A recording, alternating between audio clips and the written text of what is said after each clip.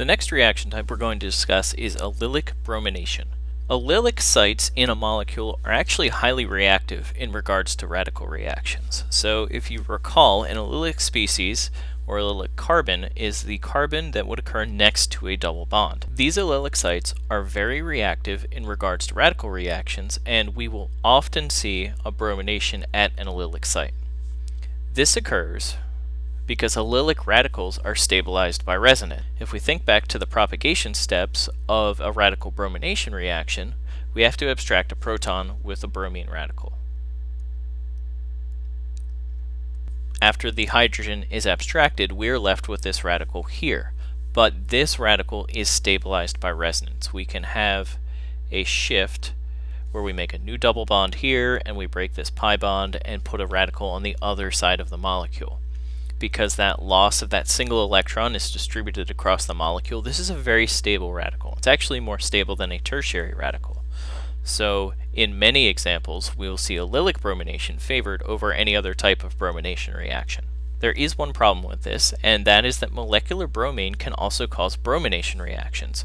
So if we treat this species just like a regular alkene with bromine, we will see the dibromo product, just like in a standard halogenation reaction.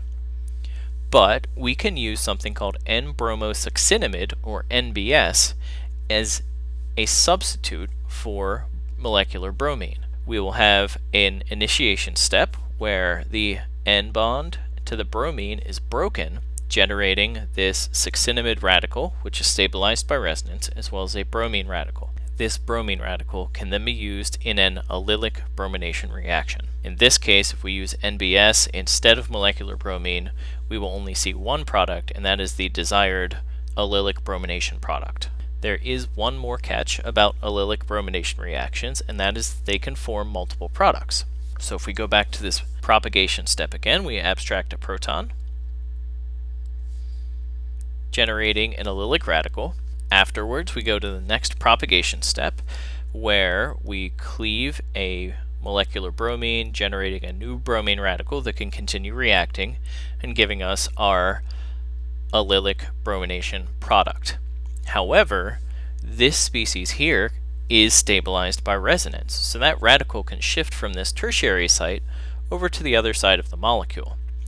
This radical can then proceed through a similar propagation step where we abstract the bromine and generate a second allylic bromination product. So in all allylic bromination reactions, you should be looking for multiple products due to different resonance structures afforded by the moving of this double bond. In summary, allylic radicals are stabilized due to resonance, allowing for allylic bromination reactions. NBS can be used in place of molecular bromine for these reactions. Finally, because of resonance, allylic bromination reactions can afford multiple products because multiple resonance forms will afford different radicals.